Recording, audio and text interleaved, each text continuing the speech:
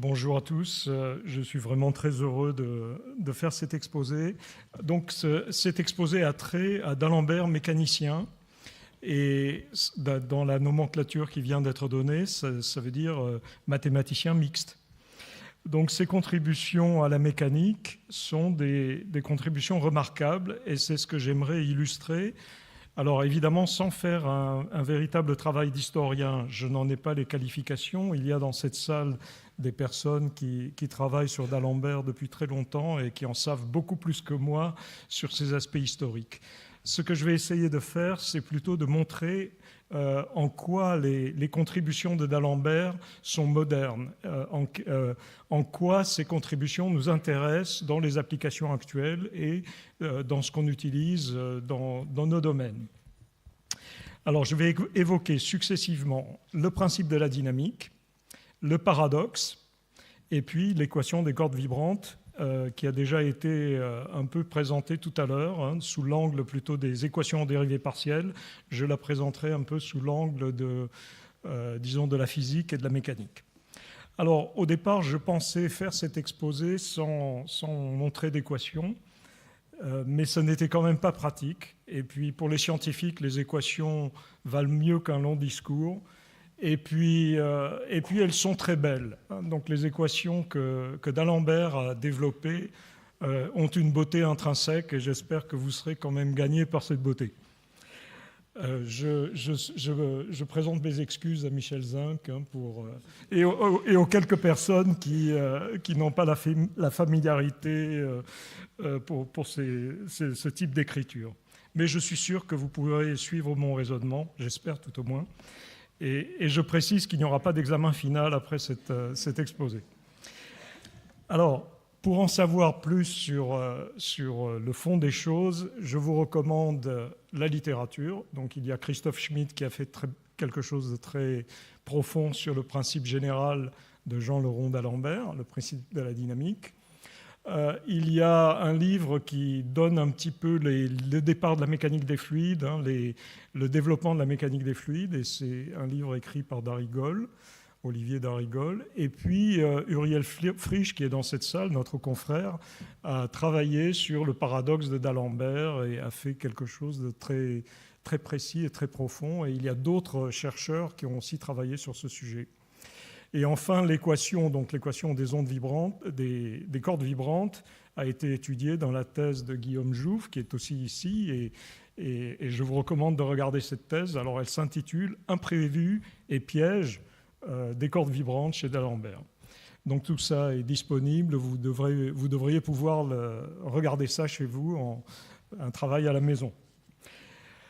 Alors, je commence par le principe de d'Alembert et le développement de la mécanique. Donc, c'est un principe qui traite... Donc, il a développé ce principe en 1742. Il avait 26 ans, c'est remarquable. Donc, très jeune, il avait déjà quelque chose qu'il a publié sous la forme de ce traité de dynamique. Et ça porte sur le mouvement de corps solides, liés ou non entre eux, libres ou contraints par des forces. Alors c'est un principe qui permet d'envisager les problèmes de mécanique sous une forme unifiée et il utilise ici ce qu'on appelle la méthode des déplacements virtuels. C'est-à-dire on donne des petits déplacements aux objets qu'on est en train de traiter et on regarde donc ce qui arrive aux objets et c'est sous cette forme qu'on va voir ce principe. Alors c'est un principe qui a été donc élaboré relativement tôt et ensuite il y a eu une édition enrichie de ce traité de dynamique en 1758. Alors quels étaient les acteurs dans ce domaine de la mécanique? Alors j'ai un petit peu débordé sur le XVIIe siècle et je suis allé jusqu'au XIXe. Donc Newton bien sûr qui propose le principe fondamental de la dynamique. D'Alembert qui présente ce principe de la dynamique sous une forme assez différente, Lagrange qui lui utilise ce principe et qui élabore les bases, qui jette les bases de la mécanique analytique, et enfin Hamilton qui donne une nouvelle formulation des équations de la mécanique qui est tirée justement de ces équations de Lagrange. Et tout ça forme une très belle évolution de ces équations de la mécanique qui va aboutir au final à la mécanique quantique. Alors, je voudrais donner ici juste une présentation moderne. C'est une vision moderne de la manière de présenter ce principe de la dynamique. On démarre avec l'équation de Newton. La force est égale au produit de la masse par l'accélération, F égale m gamma. On passe au premier membre, le produit m gamma, c'est-à-dire ce qu'on appelle la force d'inertie. Donc on a ici une égalité, c'est la force moins m fois l'accélération est égal à 0. On multiplie par un déplacement virtuel, c'est-à-dire un petit déplacement compatible avec les contraintes physiques qui peuvent exister pour les corps solides qu'on étudie. Et on fait la somme sur l'ensemble des corps solides et on obtient ce qu'on appelle le principe de D'Alembert généralisé sous cette forme. Et c'est une forme qui est applicable et utilisable en mécanique. Et ce que je vous ai dit tout à l'heure, c'est qu'à partir de ce principe, on peut obtenir ces très belles équations de Lagrange. Donc, alors ça demande quand même quelques petites manipulations, ça n'est pas immédiat, mais c'est des calculs relativement simples. Et on arrive à une formulation de la mécanique sous cette forme très compacte, très élégante, qui est due à Lagrange. Et un cran plus loin, on peut arriver donc à cette formulation de Hamilton, qui consiste à écrire les équations, cette fois-ci sous forme d'un système du premier ordre, où on utilise un hamiltonien, c'est-à-dire la somme de l'énergie cinétique et de l'énergie potentielle. Et puis, à partir de cette formulation, eh bien, on peut dérouler la mécanique quantique, tout au moins l'équation de Schrödinger peut se dériver très facilement à partir de cette représentation de Hamilton. Je passe maintenant... alors, je n'en dirai pas plus sur ce principe de la dynamique. C'était juste pour vous donner un éclairage et vous encourager à aller regarder les détails à la fois chez D'Alembert et puis peut-être chez les autres auteurs. Je passe maintenant au paradoxe de D'Alembert. Alors ici, c'est une des contributions de D'Alembert dans le domaine de la mécanique des fluides. Ce que D'Alembert fait, c'est d'obtenir un résultat qui est étonnant. Il s'intéresse à la résistance à l'avancement des objets plongés dans des fluides. Le sujet est bien sûr d'une importance pratique considérable. Alors, il l'était peut-être à l'époque, il l'est beaucoup aujourd'hui, bien sûr. On cherche à avoir une résistance à l'avancement la plus faible possible. Et l'objectif des ingénieurs est de minimiser cette traînée. Et D'Alembert montre, alors c'est ça le résultat qu'il donne un peu comme paradoxe, c'est que cette traînée est exactement égale à 0 en faisant quelques hypothèses. Le fluide idéal, c'est-à-dire dénué de viscosité, et puis le mouvement du fluide est stationnaire. Alors c'est un travail qu'il a réalisé à 35 ans et qui est toujours cité dans les livres, et vous verrez d'ailleurs l'intérêt de ce travail dans ce que je vais faire ici. Alors, pour bien expliquer ce qu'est la traînée, je vous ai mis ici un avion. Bien sûr, à l'époque de D'Alembert, il n'y en avait pas, mais la traînée existait déjà. Alors, cet avion est en vitesse de croisière, il avance à une vitesse qui est constante et il est en équilibre. Alors, dans la direction verticale, son poids, qui peut être très grand, ici c'est un objet qui fait quand même plus de 500 tonnes, est compensé par la portance qui est produite par la voilure. Et puis, il y a des moteurs, et ces moteurs produisent une poussée qui compense la traînée. Donc, la poussée des moteurs est exactement égale à la traînée, et à ce moment-là, l'avion avance à vitesse constante. Alors, pour simplifier les choses, j'ai pris le cas de la sphère. Donc, vous avez ici une sphère. La sphère avance avec la vitesse v dans la direction vers la droite, et la traînée s'exerce dans la direction opposée. Et donc c'est ça qu'on va regarder. Donc le symbole qu'on utilise ici, c'est D pour dire hérité de l'anglais, drag. Mais sinon, on a ici une force de traînée. Et alors quels sont les acteurs de la mécanique des fluides naissante ? Bien sûr, il y en a beaucoup d'autres que ceux que je viens de montrer ici. Il y a bien sûr Daniel Bernoulli, la famille Bernoulli en général, qui a beaucoup contribué au développement de la mécanique initiale. Il y a Jean-Leron d'Alembert, qui lui propose à la fois des travaux sur les mouvements des fluides et surtout cette théorie sur la résistance des fluides et la démonstration que la résistance est exactement nulle. Et puis il y a Leonhard Euler qui propose les équations du fluide idéal, et c'est véritablement lui qui a fait les grandes contributions de cette époque dans ce domaine. Alors, comment peut-on montrer que cette traînée est nulle? Eh bien, voilà une démonstration, disons, moderne. On prend la sphère, on regarde la répartition de l'énergie cinétique autour de cette sphère à l'instant T1. Cette sphère ensuite évolue, elle a parcouru une distance L, et la répartition de l'énergie cinétique autour de cette sphère est toujours la même. Par conséquent, le travail de la force qui agit sur cette sphère, la traînée, ce travail étant le produit de d par la distance parcourue, dl, doit être égal à 0. Et par conséquent, d est égal à 0. Alors, le résultat obtenu par d'Alembert n'est pas en accord avec les expériences. Cette résistance à l'avancement, vous l'avez vu, doit être compensée par la poussée lorsqu'il y a un avion. On ne peut pas se passer des moteurs. Si vous les éteignez, l'avion décélère. Et d'Alembert lui-même se rend compte qu'il a démontré quelque chose qui lui paraît paradoxal, et il le laisse à expliquer aux géomètres. Et effectivement, par la suite, il y a eu beaucoup de travaux sur le sujet pour essayer de comprendre pourquoi, effectivement, on a ici une traînée nulle. Quelle est l'explication de ce paradoxe? Alors, qu'est-ce que c'est qu'un paradoxe? Bon, c'est un tout petit clin d'œil puisqu'on a d'autres académies avec nous. Donc, j'ai pensé aller regarder dans le dictionnaire de l'Académie française. Et le paradoxe est une proposition contraire à l'opinion commune ou à la vraisemblance. Et dans le Trésor de la langue française, c'est intéressant aussi, c'est une affirmation surprenante en son fond et en sa forme qui contredit les idées reçues, l'opinion courante, les préjugés. Alors, ce qui est intéressant au TLF, c'est que l'exemple qui est donné vient de Diderot. On n'a pas beaucoup parlé de Diderot au cours de la matinée. Et alors là, Diderot donne un paradoxe qui dit la chose suivante. Pour émouvoir autrui, il ne faut pas être ému soi-même. Bon, je ferme la parenthèse. Vous savez ce que c'est qu'un paradoxe. Et donc, il s'agit maintenant de comprendre ce paradoxe et de comprendre comment on peut imaginer quelle est sa position dans la théorie générale. Il est toujours présenté sous forme de paradoxe dans les livres. Hein, c'est quelque chose qu'on voit dans tous les livres de mécanique des fluides.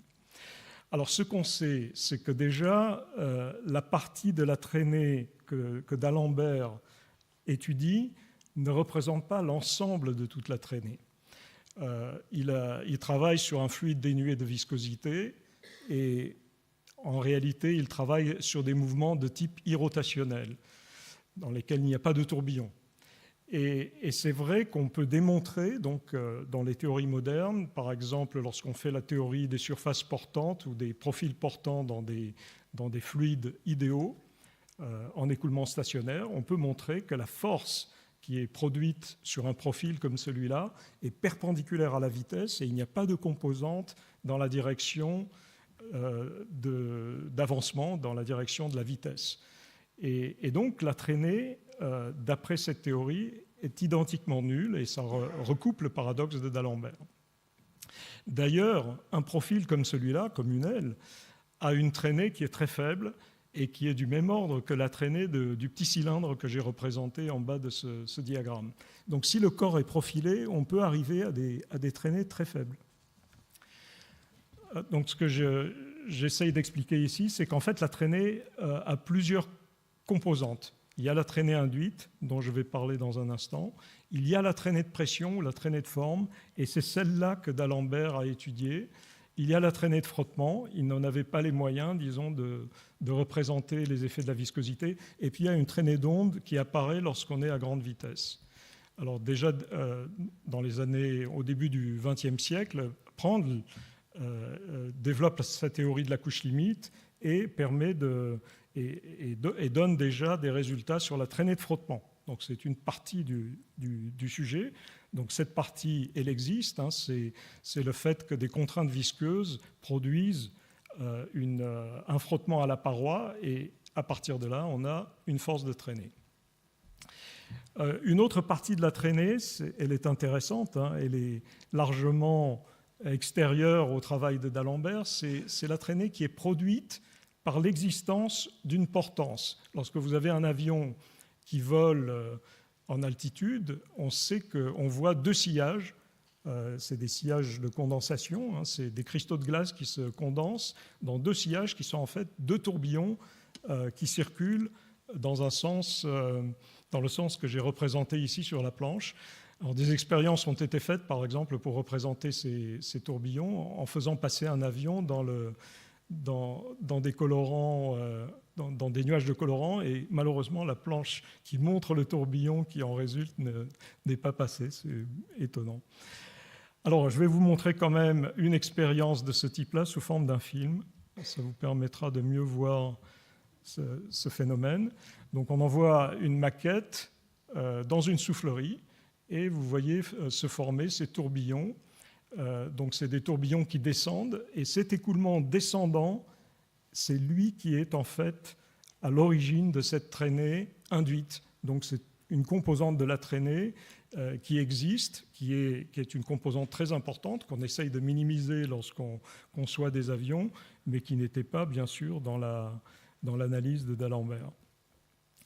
Alors, la traînée de forme, qui était effectivement celle qui a été analysée par D'Alembert, eh bien, elle apparaît notamment parce qu'il y a une instationnarité de l'écoulement.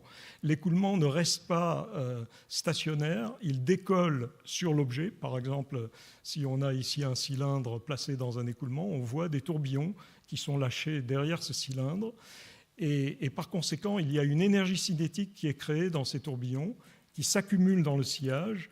Et le travail qui est réalisé par la force de traînée, c'est-à-dire le produit dl, est environ égal à l'énergie cinétique accumulée dans le sillage, donc dans un volume qui fait de l'ordre de S, la surface frontale du corps, multipliée par la longueur L. Et au final, on a donc une traînée qui vaut l'énergie cinétique multipliée par la surface frontale.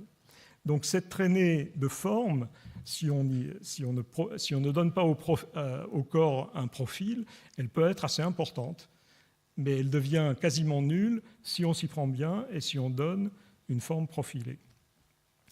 Donc en définitive, le paradoxe de D'Alembert devrait être plutôt considéré comme l'indication que des corps bien profilés peuvent être conçus pour se rapprocher de cette condition de traînée de forme nulle. Par contre, si on ne s'y prend pas bien ou si on ne peut pas, eh bien, si on a par exemple un cylindre dans un écoulement, on aura une traînée de forme. Voilà, et je passe maintenant au dernier sujet de cet exposé, c'est l'équation de D'Alembert. Alors, cette équation porte sur les cordes vibrantes. Il s'agit de comprendre la dynamique de cordes et de leurs vibrations. Quelle est, par exemple, la fréquence qui est obtenue par ce type de corde. Et D'Alembert élabore une équation qui est très belle, qui est très simple, qui a été présentée tout à l'heure d'une façon un peu plus mathématique. Donc cette équation, elle fait apparaître à la fois la masse linéique de la corde, c'est-à-dire la masse par unité de longueur, et la tension que l'on donne à cette corde. Elle se présente sous la forme d'une équation en dérivée partielle du second ordre, à la fois par rapport au temps et par rapport à l'espace. On peut la mettre sous une forme qui fait apparaître une célérité, et c'est la célérité des ondes sur cette corde, et on voit bien que cette célérité a les bonnes dimensions d'une longueur par unité de temps. Et lorsque vous écoutez un violon, une guitare ou un piano, eh bien, on utilise justement ces cordes vibrantes, on fait vibrer les cordes et on en tire de la musique. Donc vous devriez penser à D'Alembert lorsque vous écoutez la musique. Et alors ce que fait D'Alembert, c'est qu'il donne non seulement cette équation, mais aussi cette très belle solution fondamentale qui est la somme de deux fonctions de x plus t et x moins t. Donc c'est une très belle, ou x plus ct et x moins ct. Et puis la généralisation de cette équation, c'est l'équation d'onde en 3 dimensions, telle qu'on la connaît, qui permet de décrire les ondes sonores C'est l'équation qui vous permet de m'entendre actuellement. C'est cette équation qui gère la propagation des ondes. Elle est très belle, elle est très simple. L'opérateur qui intervient dans cette équation, c'est l'opérateur d'Alembertien, qui est simplement Laplace moins 1 sur c carré d2 sur dt2. Donc ce simple opérateur gère ces ondes sonores. Et pour concrétiser tout ça, et notamment pour Michel Zinc, j'ai prévu un film. Alors c'est un film qui représente l'émission sonore à partir d'un jet turbulent. Donc vous avez au centre un jet turbulent, donc un jet qui sort par exemple d'un réacteur de moteur d'avion. Il y a de la turbulence. Cette turbulence va produire des ondes sonores et ces ondes vont se propager. C'est une partie du bruit des avions. Alors ce sont des simulations récentes. C'était pas, à l'époque de D'Alembert, on ne pouvait pas faire ce type de simulation. Et on voit donc les ondes sonores qui sont des ondes à caractère sphérique qui apparaissent à partir de ces sources qui sont la turbulence et qui sont émises dans le milieu ambiant, dont évidemment le niveau diminue, puisque l'onde est sphérique, le niveau diminue comme 1 sur R. Et ça, c'est l'équation des ondes, l'équation de D'Alembert, sa généralisation, qui est à l'œuvre ici. C'est elle qui gère ces ondes qui sortent de ce jet. Donc au final, voilà mes conclusions. Donc le principe constitue un outil fondamental de la dynamique des solides. Il est à la source des équations de Lagrange, d'Hamilton, et puis de façon un peu indirecte de l'équation de Schrödinger.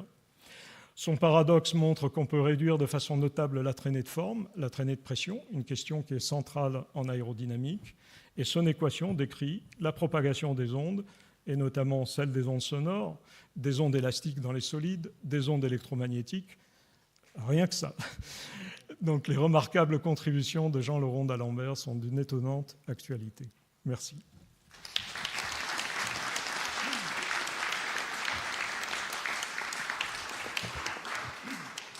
Merci beaucoup Sébastien pour ce magnifique exposé. Y a-t-il des questions? Oui. C'est une petite remarque, c'est tout.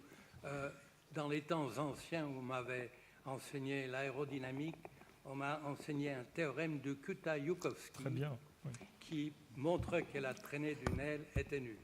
Très bien, très bien. Oui, effectivement, le très beau théorème, on prend donc de nouveau un fluide idéal autour d'un profil et on montre, et c'est le théorème de Kutaï-Joukowski, que la portance, la force qui agit sur le profil est perpendiculaire à la vitesse et il en résulte une traînée nulle. Et donc le paradoxe n'est pas vraiment un paradoxe, c'est dans le cadre de cette théorie, c'est tout à fait exact. Disons, la théorie est bonne et le résultat est tout à fait bon. Il n'y a pas de... C'est pour ça que je dis que ce n'est pas un paradoxe. Et ça montre quand même qu'on peut ramener la traînée de forme à une valeur très très faible si on fait des beaux profils. Et c'est ce que les oiseaux ont appris à faire et c'est ce que nous avons appris à faire aussi, puisqu'on donne des beaux profils, on utilise ces profils pour permettre aux avions de voler et d'avoir une résistance très faible. C'est un abus de langage. En fait, c'était encore que la façon dont on l'avait démontré, j'avais pris un réseau régulier d'ailes d'avion en augmentant le pas entre les ailes. Et oui. C'est de cette façon qu'on me l'avait démontré. C'est une des possibilités, mais en fait, ce n'est pas la seule. Et on peut le faire, par exemple, par analyse complexe, et on montre que le résultat est parfaitement valable. Oui, oui. Donc, il y a diverses manières de le faire. Ça, c'est vrai pour les profils bidimensionnels. Ensuite, dès qu'on passe à des ailes, vous avez une traînée qui est très importante, qui est la traînée induite, donc, que je vous ai montré ici. Ça sortait un petit peu du cadre d'Alembert. Il n'avait pas idée de cette partie-là. Cette traînée induite, on la réduit en augmentant l'envergure de l'aile. Mais il y a des limites. On ne peut pas faire des ailes infinies, mais on essaye de faire des ailes de grande envergure pour les avions. Quand on peut augmenter leur envergure, on essaye de le faire. Autre question? Odile.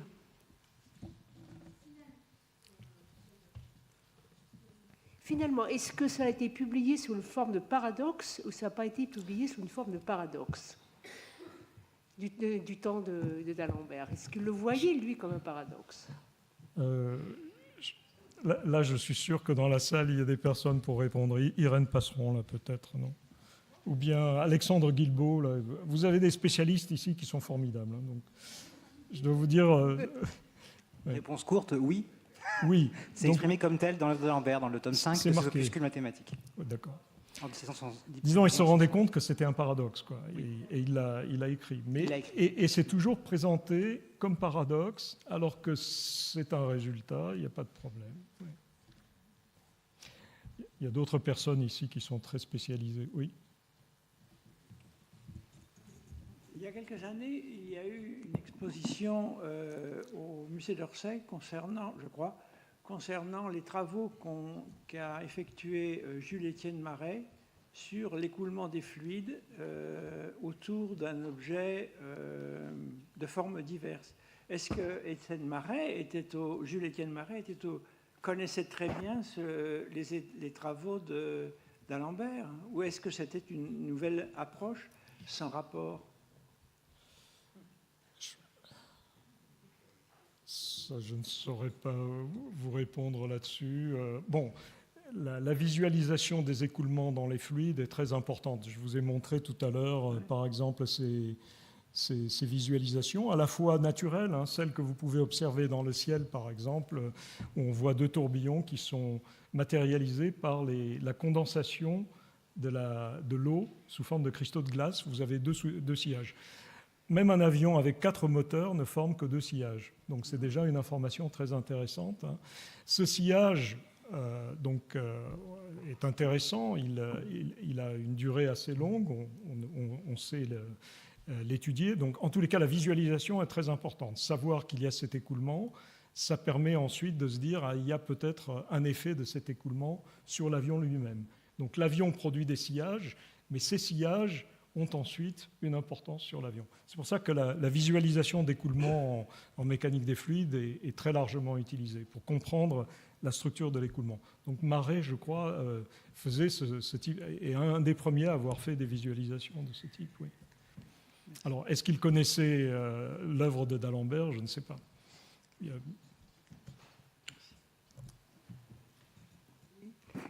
Mais enfin, d'un point de vue fondamental, il me semble que la personne vraiment qui a levé le paradoxe de D'Alembert, c'est Ludwig Prandtl. C'est vraiment lui, en introduisant la notion de couche limite, et en prenant en compte la viscosité, qui a vraiment résolu ce paradoxe. Tu es d'accord? Alors, à mon avis, quand même, non, il a montré qu'il y avait de toute manière une traînée qui était associée au frottement, donc à la viscosité. Ce que D'Alembert n'avait pas dans ses cordes, il ne pouvait pas... Bon. Mais ce n'est pas cette traînée-là qui est la traînée la plus importante. Lorsqu'on a un objet... Voilà. Oui, alors il a levé cette partie-là, mais ce n'était pas la seule, hein, puisque pour des corps non profilés, des corps, des bluff bodies, hein, des corps, un cylindre par exemple, la majeure partie de la traînée est associée à ce mécanisme d'accumulation d'énergie cinétique derrière le corps. Oui, mais même si tu as un corps profilé, voilà. Tu as encore une traînée. À ce moment-là, il reste cette traînée de frottement. On élimine quasiment la traînée qui est associée à ces tourbillons et il reste la traînée de frottement qui existe, mais qui peut être très très faible. Heureusement pour nous, c'est ce qui permet de faire voler des avions ou des oiseaux. Ils ont des traînées relativement faibles et ça leur permet de voler sur des grandes distances. Oui. Oui. 2 dernières questions, oui. Alors, oui, en lisant une biographie de D'Alembert, notamment quand il parlait, enfin, on voyait comment il avait publié ses travaux en concurrence avec Euler ou avec Clairaut. La biographie expliquait que il vérifiait pas forcément 100% de tout ce qu'il publiait. Enfin, il essayait au plus rapidement d'acquérir une certaine paternité sur les théories parce qu'elles étaient émergentes. Et puis en fin de carrière, quand il était plus dans la partie académique, il était très vanté sur justement la rigueur qu'il avait dans ses écrits. Et donc je voulais savoir ce qu'il en était réellement et quand on fait une rétrospective sur ce qu'il a pu écrire, si c'était vraiment un père dans la rigueur, dans l'exactitude de tout ce qu'il écrivait, ou ça a été plus un précurseur et qui jetait plein d'idées et qui ont été reprises par la suite par Lagrange, par exemple? Bon, là, de nouveau, je pense qu'il y a des spécialistes qui peuvent vous répondre. Je vais leur donner la parole peut-être. Mais ce que j'ai pu en voir, quand même, c'est beaucoup d'efforts et de rigueur dans tout ce qui est écrit. Donc, je crois que c'est quand même très rigoureux. Alors, il y a eu toutes sortes de controverses. Par exemple, sur l'équation des cordes vibrantes, il y avait vraiment des controverses avec Bernoulli, avec Euler, des solutions différentes. Et peut-être... que les deux parties n'arrivaient pas à voir qu'en fait, il y avait les deux solutions, les deux possibilités d'écrire les solutions. L'une qui était fondée sur des sinusoïdes, des sommes de sinusoïdes, un petit peu, et l'autre qui était fondée sur cette écriture de base, la solution fondamentale, qui est due à d'Alembert. Donc là, vraiment, c'est sur cette partie-là, par exemple, il a une solution parfaitement acceptable de l'équation des cordes vibrantes. Mais alors, il y a des spécialistes, il y a Guillaume Jouve. Alors, il y a beaucoup de discussions, mais je vais m'arrêter bientôt parce qu'ensuite, il faut qu'on passe à l'astronome. J'ai la réponse à la question de Alors, Uriel, vas-y pour la réponse. Prends un micro. Voilà. Oui, Couder me disait à l'instant, il n'y avait pas assez d'expérimentateurs à l'époque. Mais si, il y avait les militaires. Les militaires savaient depuis déjà assez longtemps qu'un boulet de canon, ça ne suivait pas la trajectoire parabolique. Et l'anglais Robbins a écrit un assez gros traité là-dessus. Et après, ça a été amélioré par Euler, qui l'a traduit en lui rajoutant un facteur 3 et en donnant la première démonstration d'une forme un petit peu simplifiée du paradoxe d'Alembert. Et évidemment, d'Alembert savait parfaitement que c'était paradoxal et il appelait lui-même le truc paradoxe. Le mot paradoxe figure dans le titre d'un de ses articles. Merci pour cette précision. Dernière question. Oui, cette traînée résiduelle, elle doit donc disparaître dans l'hélium superfluide. Encore que je suis bien convaincu qu'on ne fasse pas beaucoup voler d'avions dans l'hélium superfluide. Voilà. Mais c'est une autre question. Oui, tout à fait. Le frottement disparaît dans l'hélium superfluide. Donc à ce moment-là, il restera quand même... Non, la traînée induite, pour une petite voilure dans de l'hélium superfluide, peut-être qu'on n'arrive pas à générer même ces tourbillons. Je ne sais pas si ça a été étudié. Oui. Si quand même, peut-être le théorème de Kelvin dit qu'il y aura quand même des tourbillons qui vont se détacher. Enfin.